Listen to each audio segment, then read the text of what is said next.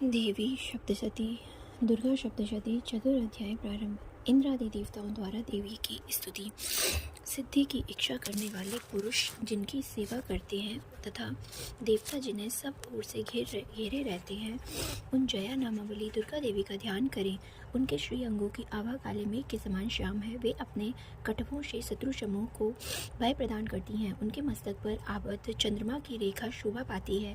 वे अपने हाथों में शंख चक्र कृपाण त्रिशूल धारण करती हैं। उनके 3 नेत्र हैं। वे सिंह के कंधे पर चढ़ी हुई हैं और अपने तेज से तीनों लोगों को परिपूर्ण कर रही हैं। ऋषि कहते हैं, अत्यंत पराक्रमी दुरात्मा महिषासुर तथा उसकी दैत्य सेना के देवी के हाथ से मारे जाने पर इंद्र आदि देवता प्रणाम के लिए गर्दन तथा कंधे झुकाकर उन भगवती दुर्गा का उत्तम वचनों द्वारा स्तवन करने लगे। उस समय उनके सुंदर अंगों में अत्यंत हर्ष के कारण रोमांच हो गया था। देवता बोले, संपूर्ण देवताओं की शक्ति का समुदाय ही जिनका स्वरूप है तथा जिन देवी ने अपनी शक्ति से संपूर्ण जगत को व्याप्त कर रखा है, समस्त देवताओं और महर्षियों की पूजनीय उन जगदम्बा को हम भक्ति पूर्वक नमस्कार करते हैं। वे हम लोगों का कल्याण करें। जिनके अनुपम प्रभाव और बल का वर्णन करने में भगवान शेषनाग, ब्रह्मा जी और महादेव जी भी समर्थ नहीं है। वे भगवती चंडिका संपूर्ण जगत का पालन एवं अशुभ भय का नाश करने का विचार करें।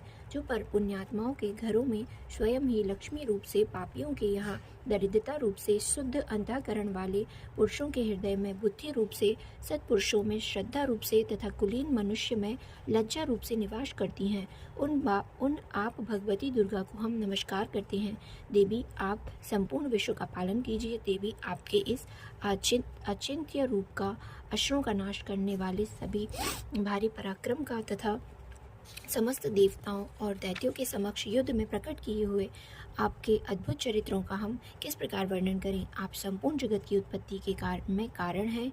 आप में सत्व गुण, रजोगुण और तमोगुण, ये तीनों गुण मौजूद हैं, तो भी दोषों के साथ आपका संसर्ग नहीं जान पड़ता। भगवान विष्णु और महादेव जी आदि देवता भी आपका पार नहीं पाते। आप ही सबका आश्रय हैं। यह समस्त जगत आपका अंशभूत है, क्योंकि आप सबकी आदिभूत अव्याकृता परा प्रकृति हैं। देवी, संपूर्ण यज्ञों में जिसके उच्चारण से सब देवता तृप्ति लाभ करते हैं, तब वह स्वाहा आप ही हैं। जिसके अतिरिक्त आप पितरों की भी तृप्ति का कारण है। अतएव सब लोग आपको स्वधा भी कहते हैं। देवी, जो मोक्ष की प्राप्ति का साधन है, अचिंत्य महाव्रत स्वरूपा है और समस्त दोषों से रहित जितेंद्रिय तत्व को ही सार वस्तु मानने वाले तथा मोक्ष की अभिलाषा रखने वाले मुनिजन जिसका अभ्यास करते हैं, वह भगवती पराविद्या आप ही हैं। आप शब्द स्वरूपा हैं। अत्यंत निर्मल ऋग्वेद, यजुर्वेद और उद्गीत के मनोहर पदों के पाठ से युक्त सामवेद का भी आप ही हैं। आधार आप ही हैं। आप देवी त्रयी, तीनों वेद और भगवती छहों ऐश्वर्यों से युक्त हैं। इस विश्व की उत्पत्ति एवं पालन के लिए आप ही वार्ता, खेती एवं आजीविका के रूप में प्रकट हुई हैं। आप संपूर्ण जगत की घोर पीड़ा का नाश करने वाली हैं। देवी, जिससे समस्त शास्त्रों के सार का ज्ञान होता है, वह मेधा शक्ति आप ही हैं। दुर्गम भव सागर से पार उतारने वाली नौका रूप दुर्गा देवी भी आप ही हैं। आपकी कहीं भी आसक्ति नहीं है। कैटभ के शत्रु भगवान विष्णु के वक्ष स्थल में एकमात्र निवास करने वाली भगवती लक्ष्मी तथा भगवान चंद्रशेखर द्वारा सम्मानित गौरा देवी भी आप ही हैं। आपका मुख मंद मुस्कान से सुशोभित, निर्मल, पूर्ण और चंद्रमा के बिंब का अनुकरण करने वाला है तथा उत्तम सुवर्ण की मनोहर कांति से कामनीय है। तो भी उसे देखकर महिषासुर को क्रोध हुआ और सहसा उसने उस पर प्रहार कर दिया। यह बड़े आश्चर्य की बात है। देवी, वही मुख जब क्रोध से मुक्त होने पर उदय काल के चंद्रमा की भांति लाल और तनी हुई भौहों के कारण विकराल हो उठा, तब उसे देखकर जो महिषासुर के प्राण तुरंत ही निकल गए। यह उससे भी बढ़कर आश्चर्य की बात है, क्योंकि क्रोध में भरे हुए यमराज को देखकर भला कौन जीवित रह सकता है। देवी, आप प्रसन्न हो। परमात्मा स्वरूपा, आपके प्रसन्न होने पर जगत का अभ्युदय होता है और क्रोध में भरे जाने पर आप तत्काल ही कितने कुलों का सर्वनाश कर डालती हैं। यह बात अभी अनुभव में आई है, क्योंकि महिषासुर की यह विशाल सेना क्षण भर में आपके कोप से नष्ट हो गई है। सदा अभ्युदय प्रदान करने वाली आप जिन पर प्रसन्न रहती हैं वे ही देश में सम्मानित हैं। उन्हीं को धन और यश की प्राप्ति होती है। उन्हीं का धर्म कभी शिथिल नहीं होता तथा वे ही अपने हष्ट पुष्ट स्त्री पुरुष और भृत्यों के साथ धन्य माने जाते हैं। देवी, आपकी ही कृपा से पुण्यात्मा पुरुष प्रतिदिन अत्यंत श्रद्धापूर्वक सदा सब प्रकार के धर्मानुकूल कर्म करता है और उसके प्रभाव से स्वर्ग लोक में जाता है।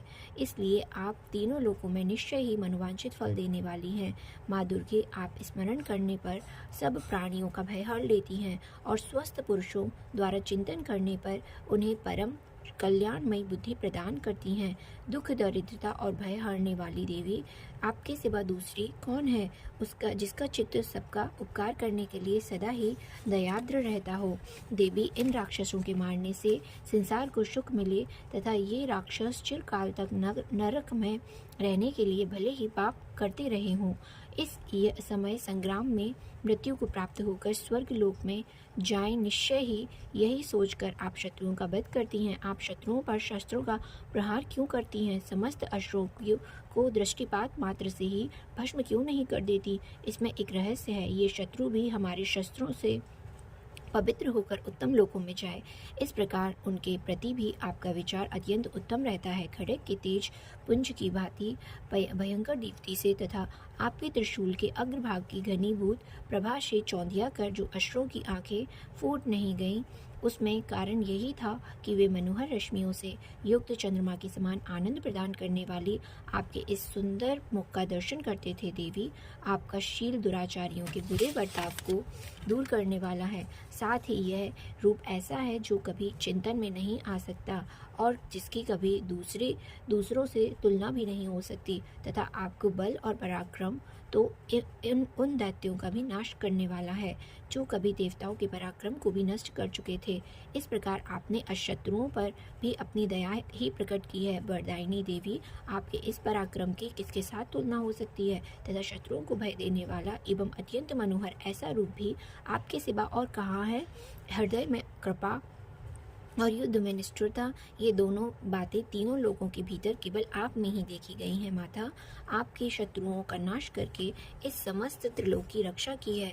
उन शत्रुओं को की भी युद्ध भूमि में मारकर स्वर्ग लोक में पहुंचाया है तथा उन्माद दैत्यों से प्राप्त होने वाले हम लोगों के भय को भी दूर कर दिया है। आपको हमारा नमस्कार है। देवी, आप शूल से हमारी रक्षा करें। अंबिके, आप खड्ग से ही भी हमारी रक्षा करें। घंटा की ध्वनि और धनुष की टंकार से भी हम लोगों की रक्षा करें। चंडी के पूर्व, पश्चिम और दक्षिण दिशा में आप हमारी रक्षा करें और ईश्वरी, अपने त्रिशूल को घुमाकर आप उत्तर दिशा में भी हमारी रक्षा करें।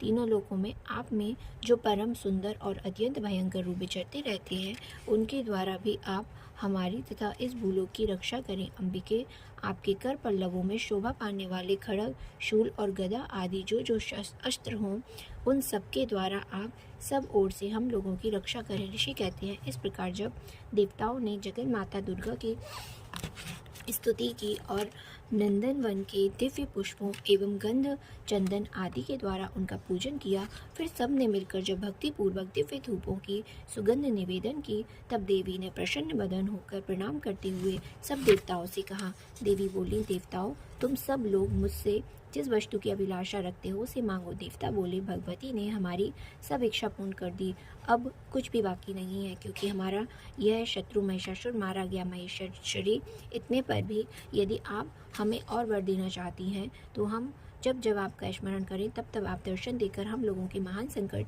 दूर कर दिया करो। और प्रसन्न मुखी अंबिके, जो मनुष्य इन स्रोतों द्वारा आपकी स्तुति करें, उसे वित्त, समृद्धि एवं वैभव देने के साथ ही उसकी धन और स्त्री आदि संपत्ति को भी बढ़ाने के लिए आप सदा हम पर प्रसन्न रहें। धन, स्त्री, पुरुष आदि संपत्ति को बढ़ाने के लिए आप हम पर सदा प्रसन्न रहें। ऋषि कहते हैं, राजन, देवताओं ने जब अपने तथा जगत के कल्याण के लिए भद्रकाली देवी को इस प्रकार प्रसन्न किया, तब वे तथास्तु कहकर वहीं अंतर्धान हो गए। भूपाल, इस प्रकार पूर्व काल में तीनों लोगों का हित चाहने वाली देवी जिस प्रकार देवताओं के शरीरों से प्रकट हुई थी, वह सब कथा मैंने कह सुनाई। अब पुनः देवताओं का उपकार करने वाली वे देवी दुष्ट दैत्यों तथा शुम्भ निशुम्भ का वध करने स्वयं सब लोगों की रक्षा करने के लिए गौरी देवी के शरीर से जिस प्रकार प्रकट हुई थी, वह सब प्रसंग मेरे मुँह से सुनो, मैं उसका तुमसे यथावत वर्णन करता हूँ।